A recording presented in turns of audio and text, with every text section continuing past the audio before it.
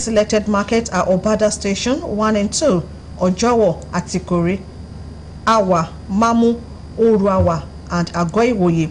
NCF received for the second time Aspire Coronation Trust Foundation grant to advocate for actions that promote proper waste separation management and disposal in selected markets of the local government area. This is geared towards making the environment sustainable and habitable for future generations, with the hope that the effort will reduce the threat and health risk posed by dirty environment while empowering beneficiaries to take responsibility for proper sanitation in the markets. The project also provides modern waste bin for each market for proper disposal of waste and will build capacity of health and sanitation affairs in the local government area. Different health talks were given to the marketers by officials of the NCF and of the local government on the importance of sanitation to human well-being, particularly in eradicating infection and diseases, and on waste sorting and disposal. The project is being carried out over a period of 12 months and has been divided into 5 major phases. NCF has successfully implemented a similar waste management advocacy campaign in 17 communities of Etielsa local government in Lagos State. Nigeria's public libraries are saddled with multiple challenges, such as dearth of infrastructure, paucity of funds, advent of information communication technology, as well as poor reading culture. According to a survey across the 6 geopolitical zones of the country, public library services are going through at times. Mrenikeji Shobalojo in the special package reports that most stakeholders said very few readers visit the library on daily basis. A report. A library is a place where we gather or have collection of intellectual materials, either in print form or non-print form. As a facility offering free services to knowledge seekers, researchers and users of intellectual property, public libraries, as a matter of necessity, charge users with token which serves as access card to books. It's available for everybody. It's 2,000 naira.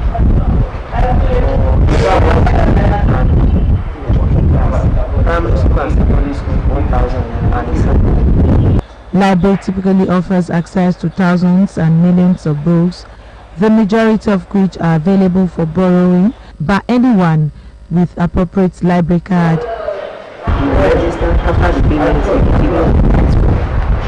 Across the world, library exists and often considered an essential part of having educated and literate population.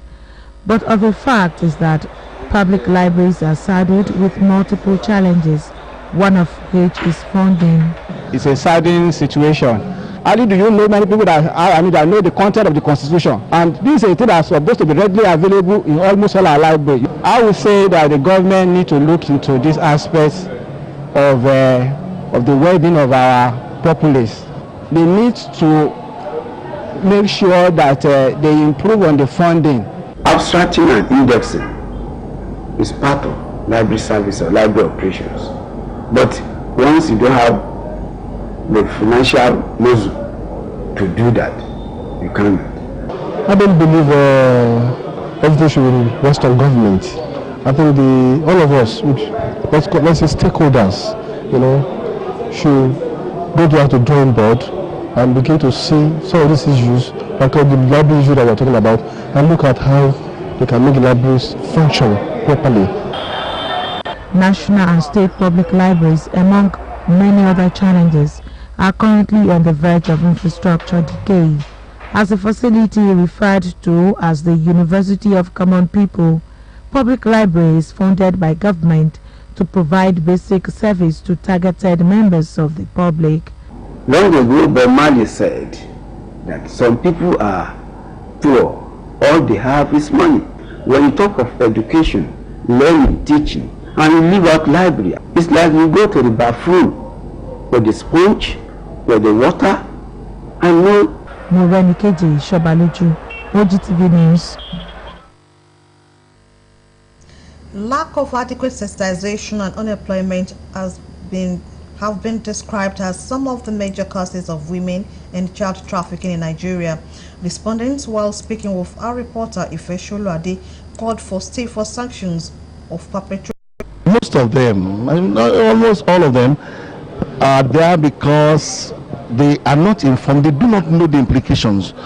And so at the end of the day, they are taken out of the shores of the nation to be used as prostitutes. Some of them, while they are being transported to the Middle East or some other parts of the world for this thing, some of them are died and they are buried in shallow graves. They are not portraying our nation in good light. Number two, they are not contributing their own development to the nation. They are not contributing their own. Normal human being. It's true. Now foreign news. Before we take the foreign news, let's go for this commercial break. I'll be right back. Nigerians, our able Nigerian military don't they win the war against Boko Haram. Today, they don't recover all the places them where Boko Haram occupied before. And life don't they come back to normal for all our brothers and sisters there. But Sha, now me and you be their target now. Then style and pattern don't change you. This time, their plan na to bomb church, mosque, school, motor park, market, entertainment center and public place them. So therefore, make you shine your eye and not take security matter play. Make you report any crooked person, object or wakajube movement to police and security agent them. The security of our nation now work for all of us, plus including me and you. Nigeria, make we unite against terrorism. Now, Federal Minister of Information and Culture bring on this message.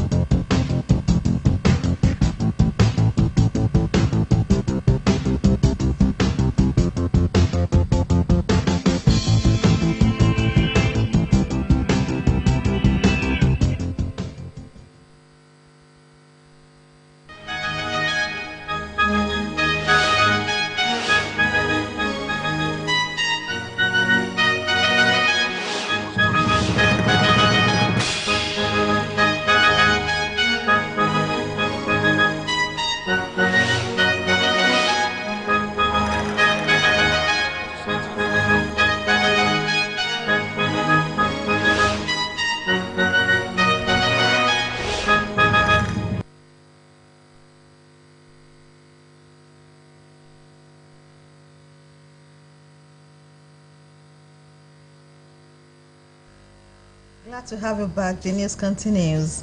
The Ogun State Public Service will continue to stand tall among its equals and improve the productivity of its workforce through training and retraining.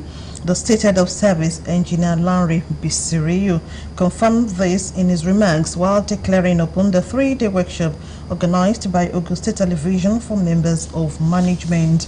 Empirical studies and analysis of effects of training and retraining has continued to confirm its positive influence on participants' sense of productivity and effectiveness. This informed the training of staff embarked upon by management of Ogtv in recent times. For effects of training to be balanced and not one-sided, the management team comprising of all the directorate of the broadcast station are participating in a 3-day retreat to deliberate and learn more on how to move the station forward. Declaring the retreat open, the Head of Service, Engineer Larry Bisiriyu, who was represented by the Permanent Secretary, Ministry of Information and Strategy, commended the management of Ogtv for deeming it fit to expose themselves to training and listening to facilitators' wealth of experience and expertise, which will help in the professional handling of responsibilities. We'll bring you details of that report in our subsequent bulletins. Now to foreign news. Prime Minister Theresa May must resign or the Conservatives will force her out after her party lost the election, Lynn Duncan-Smith has said. The former Tory leader called Mrs. May a caretaker Prime Minister, describing an attempt to find a deal with Labour as absurd. It comes after the party suffered its worst local election results since 1995. Other senior Conservatives have used Tory members of Parliament to compromise with Labour to ensure Brexit is delivered, but Mr. Duncan-Smith, a leading Brexiteer in the party, said many Conservatives would refuse to back a deal reached between the two parties. He said Mrs. May must announce her departure very soon in the wake of the parties losing the election. If she did not go, the 1922 committee of backbench members of Parliament would have to force her to do so, he said.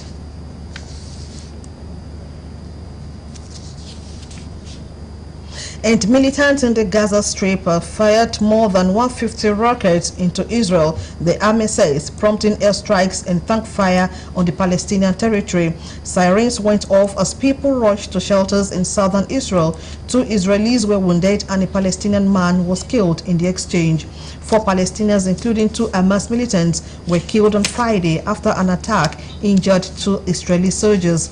The flare-up followed a truce in the run-up to Israeli elections in April. It marks yet another increase in hostilities despite attempts by Egypt and the United Nations to broker a longer-term ceasefire in Jerusalem. About 2 million Palestinians live